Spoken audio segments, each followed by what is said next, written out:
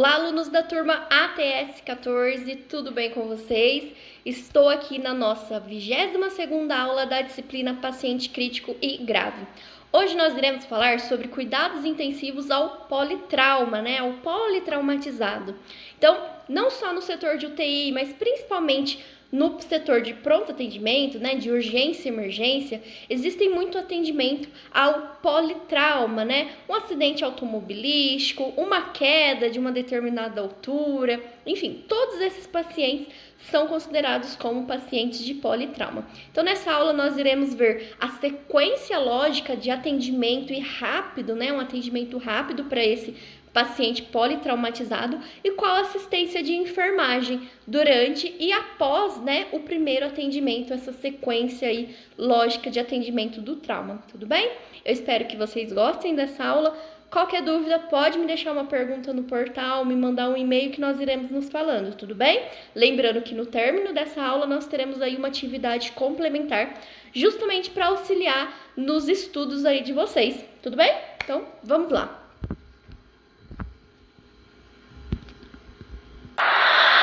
O traumatismo, do grego trauma, significa ferida, É uma lesão ou ferida mais ou menos extensa, produzida por ação violenta de natureza física ou química, extensa ao organismo.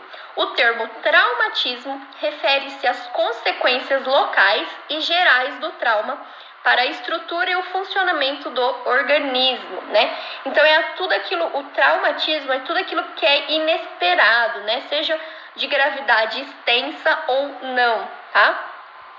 Lembrando que o trauma aí, ele pode causar uma ferida aberta ou uma ferida fechada, Então, um acidente de trânsito, por exemplo, o paciente ele pode ter uma hemorragia interna, Nós costumamos dizer que ele sofreu um trauma fechado, Não teve aí secreção sanguínea, Não teve fratura exposta, mas esse paciente, teve aí um impacto tão grande, seja abdominal, enfim.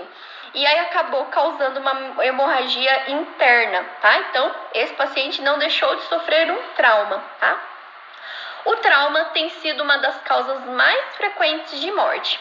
No Brasil, o trauma é a segunda causa geral de morte e a primeira abaixo dos 45 anos, sendo responsável por mais de 90 mil mortes anuais, deixa mais de 200 mil vítimas por ano com sequela e, consequentemente, mais anos de vida útil para as doenças cardiovascular e câncer. Então, os acidentes de trânsito, os traumas, que não necessariamente seja por acidente de trânsito, às vezes a queda, de uma estrutura, uma lesão específica que causa um trauma, No Brasil, todo tipo de trauma, ele mata mais do que doenças cardiovascular e de câncer, Então, mata mais do que IAM, de câncer de mama, e olha que as taxas são muito altas, tá? O politraumatizado é o indivíduo que sofre um trauma que compromete um ou mais sistemas, necessitando tratamento e acompanhamento hospitalar. Então, independente do ocorrido, se foi um acidente, se foi uma queda, se foi até uma violência, Porque uma violência interpessoal causa traumas, Então, independente do tipo provocado do trauma, esse trauma ele pode aí submeter, alguma alteração no sistema, aí, seja no sistema orgânico do paciente, um dos sistemas ou mais, tá? O paciente politraumatizado requer vigilância, controles e cuidados especiais por uma equipe capacitada e treinada, capaz de detectar problemas e estabelecer prioridades, preservando assim as funções fisiológicas vitais. A assistência a esse paciente deve ser rápida, atendendo a todos os ferimentos em ordem de importância. Que daqui a pouco a gente vai ver aí a sequência ABCD do trauma, tá? O atendimento ao paciente vítima de trauma requer avaliação rápida e sistemática das lesões, com imediata instituição de medidas terapêuticas de suporte. Então, quando o politraumatizado, né, a vítima aí de um trauma, chega lá no pronto atendimento, né, o atendimento precisa ser rápido. No que diz rápido, é em questão da assistência, de conduta, né, de investigação rápida, de diagnóstico, né. A morte decorrente do trauma ocorre em 3 momentos. Ele pode acontecer, então, no primeiro pico, né, que é em minutos. Então, teve um trauma, o paciente não resistiu e foi a óbito. Muitas vezes, esse paciente ele não consegue nem ser socorrido pelo atendimento pré-hospitalar aí, né, que são os SAMUs da vida aí, né. Então, primeiro pico, primeiros minutos após o trauma, imediata, e lesão incompatível com a vida.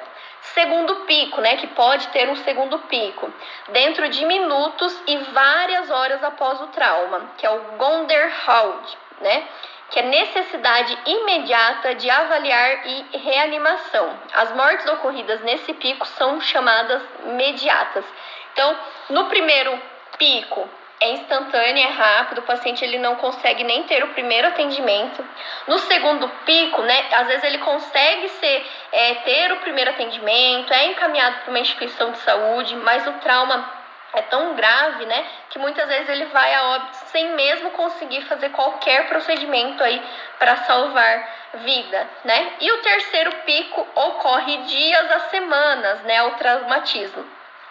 E corresponde geralmente ao desenvolvimento de sepse ou insuficiência de múltiplos órgãos do sistema, considerando morte tardia. Esse terceiro pico, então o paciente politrauma, ele chegou no pronto-socorro, né, foi identificada aí uma hemorragia, né, uma fratura exposta aí de fêmur, por exemplo, teve que ir para o centro cirúrgico, foi para o centro cirúrgico por uma cirurgia de urgência, depois do centro cirúrgico foi para a UTI. Mesmo que tenha tido para a UTI e fez esse procedimento cirúrgico, o paciente teve esse intervalo, né? Ele sangrou muito, ele teve aí uma hipotermia, né? Uma hipoxemia, né? Então, nesse intervalo, muita coisa aconteceu. Ele perdeu muitas coisas que não deveria ter perdido, né? Sangue, hemocomponentes, enfim. E aí, nesse período aí de 2, 3 dias, às vezes o paciente ele não tem uma boa recuperação e acaba indo a óbito, né? Ou às vezes, devido à gravidade do trauma, né? Esse paciente, às vezes, ele adquire alguma infecção hospitalar, né? Ou uma insuficiência de múltiplos órgãos, né? E aí, o resultado acaba sendo o seu óbito, tá? Atendimento pré-hospitalar deverá ocorrer a integração da equipe. É claro que as equipes que trabalham aí no SAMU, no atendimento pré-hospitalar, né, no atendimento de urgência, né, eles são todos preparados, passam por uma capacitação, cursos de capacitação para atendimento pré-hospitalar, né, que é o APH. E essa equipe, né, a equipe móvel de atendimento pré-hospitalar, elas precisam ter uma boa relação com as equipes hospitalares. Então, no momento que o Corpo de Bombeiros, por exemplo, recebeu um chamado, né, dizendo que teve um acidente automobilístico e que existem pessoas feridas, se o município possui SAMU, o SAMU é acionado junto com o Corpo de Bombeiros para fazer o resgate dessas vítimas. Caso não exista, é o Corpo de Bombeiros que realiza todo esse procedimento também, tá? Então, todos eles têm capacitação. Então, chegando lá no local, a equipe vai fazer o resgate, mobilizar aquelas vítimas, né? Pranchar elas, colocar em colar cervical, né? Minimizar o trauma, né? Todos os procedimentos que devem ser feitos, e eles precisam comunicar, né, o hospital em que eles irão levar esse paciente. Então, se é lá no hospital X, eles entram em contato com aquela equipe do hospital e falam: olha, estou com politrauma, acidente de carro, está chegando assim, assim, assado, né? Precisa de um suporte mais avançado, o paciente está com deteriorização do quadro clínico, enfim, passa todos os dados do paciente, do quadro clínico e encaminha esse paciente para a instituição. Então, precisa ter uma boa integração com as equipes, tá? Pré-hospitalar e hospitalar. Então, pré-hospitalar, né? Antes do hospital. Então, a gente imagina esse atendimento, né? Pré-hospitalar, os atendimentos móveis, né? Comunicação antes da remoção. Então, existe essa comunicação sempre que alguém liga para um SAMU, né? Essa pessoa, ou para um corpo de bombeiro, essa pessoa que está no telefone, é feita várias perguntas para essa pessoa, mesmo que essa pessoa seja leiga, né? Questão de quantas vítimas tem, né? Como que foi o acidente, em que local, é feita várias perguntas. Recursos humanos e materiais. No atendimento pré-hospitalar, eu preciso ter uma equipe, né, adequada para fazer esse atendimento pré-hospitalar. Eu não posso ter apenas uma pessoa, um motorista lá do SAMU, para dirigir a ambulância do SAMU e fazer o resgate, né, desse paciente, né, dessa vítima de politrauma. Então, eu preciso ter recursos humanos, eu preciso ter uma equipe, tá? E materiais, claro, para a questão de pranchar, mobilizar esse paciente. Proximidade versus estrutura e suporte. Então, se o politrauma, né, o acidente, um trauma aconteceu lá no centro da cidade, não adianta eu pegar esse paciente e encaminhar ele lá para a zona sul da cidade, tá? Eu tenho que encaminhar esse paciente, né, fazer todos os atendimentos pré-hospitalar e encaminhar para o serviço mais próximo daquele local que foi a vítima do traumatismo, tá bom? Avaliação inicial, então uma equipe de atendimento pré-hospitalar quando chega lá num acidente, né, numa intercorrência, então o que eles vão avaliar? Exame primário, que eu vou demonstrar para vocês qual que é o exame primário, né? Medidas auxiliares ao exame primário e reanimação, exame secundário, reavaliação e cuidados definitivos. Essa avaliação inicial, ela também entra no âmbito hospitalar, tá? Então, o paciente deu entrada lá no pronto-socorro, é realizado lá o exame primário, que é o ABCDE, né? Agora o X, né? X, ABCDE, né? E aí é feita medidas auxiliares, alguns exames, né? Exame de raio-x, enfim, o que for necessário.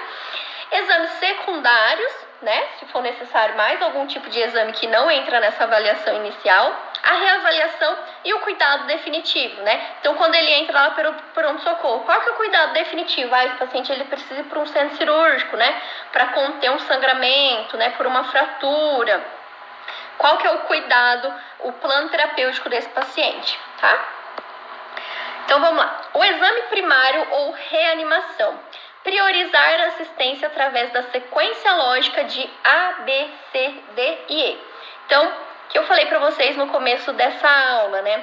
Quando o politrauma chega numa instituição hospitalar, as coisas precisam ser muito rápida, muito ágil, né? Então, segue-se uma sequência lógica, né? A, B, C, D, E, justamente para avaliar aquele complexo do paciente, né, uma avaliação inicial primária aí, o mais rápido possível e identificar possíveis lesões e agravos à vida desse paciente, tá?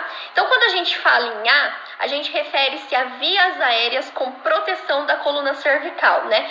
O médico, né, quem está realizando aí a equipe, né, que está atendendo esse paciente, né, precisa ver se esse paciente está com colar cervical, está mobilizado, né, em prancha rígida para preservar a coluna cervical. Se as vias aéreas estão liberadas, né, se esse paciente está tendo uma boa inalação, né, de oxigênio. Respiração e ventilação. Esse paciente ele consegue respirar em ar ambiente? Tem alguma coisa obstruída? A saturação, como é que tá? Vou ter que precisar o médico vai fazer uma intubação porque o paciente não está respondendo a estímulos de frequência respiratória ou está prolongando aí uma parada cardiorrespiratória. Então, tudo isso é avaliado também.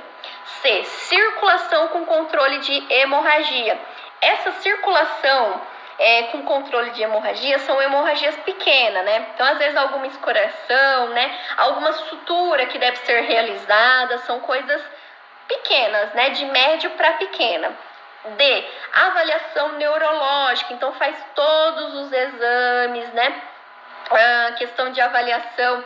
Tem um diagnóstico que a gente fala de olho de guaxinim, né? Que quando mesmo o paciente sofre um trauma, né, crânioencefálico, e os olhos eles ficam roxo e atrás do lóbulo da orelha também está roxo, normalmente ele sofreu uma fratura gravíssima, né, de hemorragia intracraniana, né? Então o paciente ele fica com o olho de guaxinim mesmo, fica todo roxo, mesmo que a lesão não tenha ocorrido na região ocular, tá bom?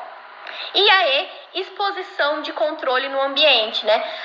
O paciente, normalmente, quando ele vem de trauma, ele já está com as roupas rasgadas, né? Muitas vezes o corpo de bombeiro, ele rasga justamente para imobilizar um membro, né? E esse paciente, ele não pode ser exposto à hipotermia, né? Porque ele pode sofrer um choque, né? Um choque hipovolêmico. Então, tem que aquecer esse paciente, tá bom? E aí, a nova versão, né, de 2018 para cá, ela mudou um pouquinho essa sequência, né? Então começa com X, é X, A, B, C e D. De todos esses que eu falei para vocês, o X é hemorragia de grande extensão, né? Então, por exemplo, um politrauma que teve uma fratura de fêmur exposta e tá jorrando sangue, né? Porque afetou uma artéria muito importante do membro, né? E o paciente está perdendo muito sangue.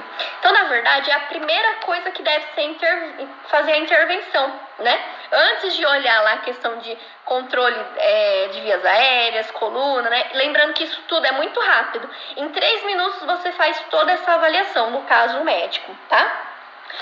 Então o X, né, ele se trata aí de hemorragias extrasanguinantes, né, que é o controle de sangramento extenso grave. O A, controle das vias aéreas e coluna cervical, que aí volto a dizer o que eu falei para vocês, a utilização de colar cervical, de prancha, né, imobilização do paciente. O B, respiração e ventilação, se não tem nada obstruído, se meu paciente está tendo uma boa ventilação e respiração, se não está tendo queda de saturação. C, circulação com controle de hemorragias, né? Então, são pequenas hemorragias, se eu preciso dar alguma sutura, né? Enfim. D, exame neurológico sumário. Então, esse paciente ele está consciente, orientado, né? Ele consegue seguir aos meus comandos, enfim. E E, exposição com controle de hipotermia, tá? Esses são os exames primários, né? A, B, C, D, E. Lembrando que agora a gente tem o X. X, A, B, C, D e E, tá? Isso é muito rápido. Em 3 minutos o médico já consegue fazer esse exame primário. E aí, posteriormente, vem os exames secundários, né? Que às vezes é exame de um exame de imagem, algum exame laboratorial, enfim, tá? Eu deixei especificado aqui nesse slide toda essa sequência lógica, tá? Então, A, vias aéreas com proteção da coluna cervical.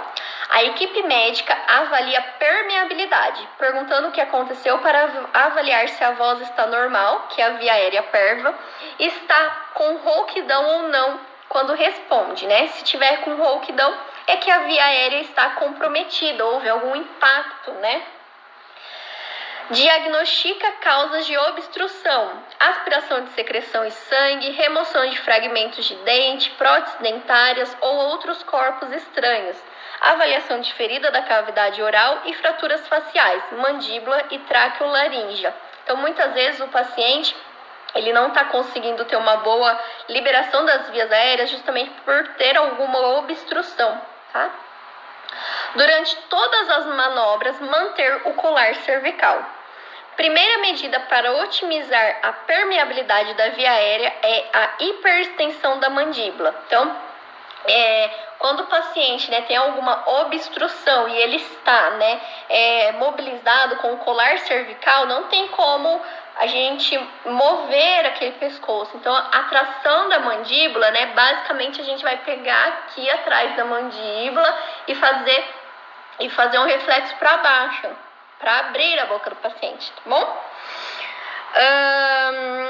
Paciente inconsciente deve estar mantido em cânula de Guedel. Então, é uma cânula, né, que aí coloca-se na boca do paciente justamente para ter a abertura de um orifício para entrada e saída do ar. Paciente com trauma neurológico exige o estabelecimento de via aérea definitiva não cirúrgica, que é a intubação orotraqueal e nasotraqueal, ou, né? E cirúrgica, que é a traqueostomia ou tricotiroidostomia, que é a traque propriamente dita. Às vezes o paciente teve um trauma de face, né? Não está sendo possível uma intubação orotraqueal ou, por último, nasotraqueal. Então, tem que se fazer uma traqueostomia, tá? Eu deixei um vídeo aí para vocês no portal sobre a colocação do colar cervical, tá? Então, vocês que forem aí atuar em atendimento pré-hospitalar ou até mesmo num pronto atendimento, né? Se um paciente sofreu uma queda lá no pronto atendimento, eu preciso saber como colocar o meu colar cervical. É claro que existem tamanhos, né? P, M, G e GG, tá? E aí tem toda a metodologia, né? Eu não vou falar pro paciente, viu? Levanta a cabeça aí para mim pôr o colar. Não, tem todo um método, uma sequência para se colocar esse colar cervical, tá? Não vou conseguir demonstrar aqui para vocês, que é claro que eu nem tenho um colar cervical disponível, mas esse vídeo ele tá bem interativo justamente na colocação aí do colar cervical, tá? Então, voltando aqui à nossa sequência, o B é respiração e ventilação. Após garantir permeabilidade da via aérea, deve-se assegurar ventilação adequada, considerando a participação dos pulmões, parede torácica e diafragma. Realizar exame físico do tórax conforme solicitação e prescrição médica. Inspeção, palpação, percussão e ausculta. C. Circulação com controle da hemorragia. Verificar a presença de choque e identificar. Avaliar o estado hemodinâmico, nível de consciência, agitação e sonolência, cor da pele, palidez, pele fria, pegajosa, pulso. Confirmar o choque e, se confirmado o choque, providenciar 2 acessos venosos de grande calibre. Lembrando que todo politrauma que chega lá no pronto-socorro, eles precisam ter acessos calibrosos, né? Porque lembre-se, né? Lembra lá dos picos de morte do politrauma? Pico 1, 2, 3, né? Pode acontecer várias intercorrências e muito rápido. Por isso que é necessário ter 2 acessos calibrosos nesse politrauma, tá? Reposição volêmica inicial e com Rieger lactado aquecido, né? Caso for prescrição médica. Tipagem sanguínea. Esses politraumas normalmente, né, de grande extensão, aí sangram muito, né? Então tem que se colher os exames para tipagem sanguínea, porque se for solicitado concentrado de hemácias, o banco de sangue eles vão solicitar aí a amostra para tipagem sanguínea. Exames laboratoriais de rotina e exames de imagem se necessário, que na maioria das vezes, todo politrauma, a maioria é solicitado sim alguns exames de imagem. Avaliação neurológica, né? Então o médico, o enfermeiro utiliza uma escala que chama escala de Glasgow. Essa escala de Glasgow avalia o nível de consciência do paciente, o nível neurológico desse paciente. Então ele vai avaliar aí a abertura ocular, se é espontânea, se esse paciente ele só abre o olho quando ele é chamado, né? A resposta verbal, né? Se ele consegue falar por si só, se ele não fala, né? Enfim. E a resposta motora, tá? Essa avaliação neurológica, ela tem uma pontuação aí de 3 a 15. Lembrando que uma pessoa normal, eu estou com o Glasgow 15. Eu estou consciente, orientada no espaço, estou me comunicando, né? Enfim. E também exame de pupila, né? Midríase ou miose. Então, minhas pupilas podem estar isocóricas, podem estar iguais, do mesmo tamanho, ou anisocóricas. Uma pode estar em midríase e a outra pode estar em miose, bom? Eu deixei aqui para vocês, só para vocês entenderem como que é a escala aí de Glasgow, né? Então tem as pontuações e aí no final ele vai te mostrar em que nível de Glasgow, a avaliação neurológica que esse paciente encontra, tá? Exposição e controle do ambiente. Então, despir o paciente, a gente tem que tirar toda aquela roupa do paciente e não só tirar. Quando é politrauma e a gente não pode movimentar o paciente, a gente tem que cortar mesmo, tá bom? Avaliação geral, evitar hipotermia, muitas vezes se coloca aquela manta térmica no paciente e manter a imobilização cervical até que o médico solicite a retirada, tá? Primeiro, normalmente se faz vários exames aí de imagem para saber se não teve nenhum trauma aí cervical e aí posteriormente solicita-se a retirada aí desse colar cervical.